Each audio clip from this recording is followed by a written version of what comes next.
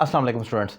आज एक writing skills से रिलेटेड बहुत इंपॉर्टेंट टॉपिक डिफाइन कर रहा हूँ और वो है डबल इंटरोगेटिव। पहले तो मैं आपको बताऊँ इंटरोगेटिव क्या होता है। सवालिया फिक्रों को तो कहते हैं इंटरोगेटिव, लेकिन उस कैटेगरी में भी एक और कैटेगरी सब डिवीजन है जिसे डबल इंटरोगेटिव कहा जाता है। एक तो ये सवाल है जो हेल्पिंग वर्ब से बनता है। For example, are you working, are से सवाल बना। Have you done your work, have से एक सवाल बना, क्या तुमने काम कर लिया। और आप अगर लेते हैं इज से बनेगा, इज ही स्लीपिंग, क्या वो सो रहा है, इज से एक सवाल बना। डज से बन जाएगा, डज ही प्ले, क्या वो खेलता है, डज से।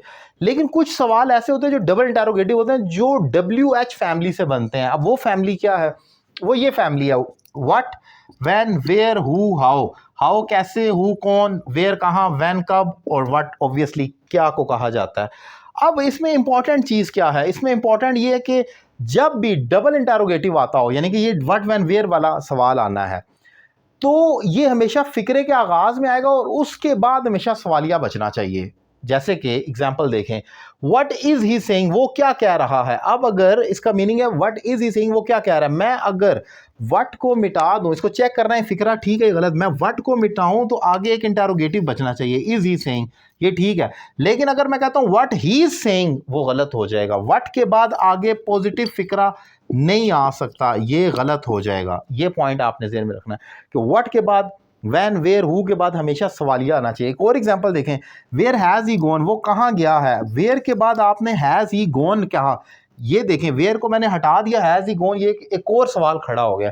लेकिन अगर मैं वेयर ही हैज़ गॉन कहूँगा तो ये गलत हो जाएगा। एक और एग्जांपल देखें, how, how have you helped me, तुमने कैसे मेरी मदद की है। अब हाउ को अगर मैं मिटा भी दूं तो फिर भी एक और डबल इंटरोगेटिव है ना, तो एक सवाल खत्म हो गया, एक और बच गया। हैव यू हेल्प्ड मी, क्या तुमने मेरी मदद की है। लेकिन अगर मैं कहता हूं how you have helped me तो ये गलत हो जाएगा।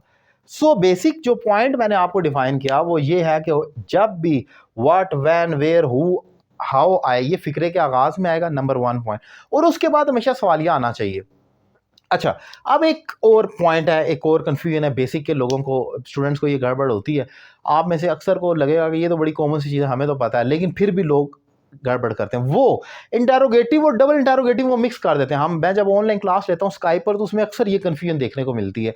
एक तो सवाल है ना, तुम क्या खा रहे हो, और एक है क्या तुम खा रहे हो। ये दो सवाल हैं। अब आप इसमें भी वट लगा दें, दूसरे में भी लगा दें, आपको फ़र्क नहीं पता लग रहा उर्दू में कि इसमें और उसमें क्या फ़र्क है।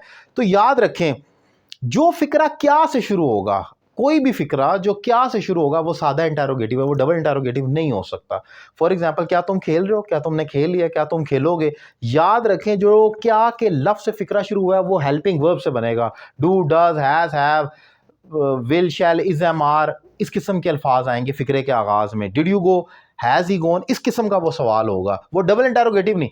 लेकिन जिस फिक्रे में क्या का लफ्ज़ बीच में आ रहा है, तुम क्या कह रहे हो, तुम कहाँ गए हो, क्या, कहाँ, कौन, ये अल्फाज आ रहे हैं, वो फिर डबल इंटरोगेटिव होगा। क्या तो आएगा उसमें, लेकिन वो बीच में आएगा। जैसे तुम क्या खा रहे हो, पहले तुम आया फिर क्या आया, वो डबल इंटरोगेटिव है, वहां पर वट का इस्तेमाल होगा। लेकिन अगर मैं कहूँ क्या तुम खा रहे हो, यानी कि क्या से फिक्रे का आगाज कर रहा हूं, तो वो आप समझ जाएं कि ये सादा इंटरोगेटिव है, वट को भूल जाएं।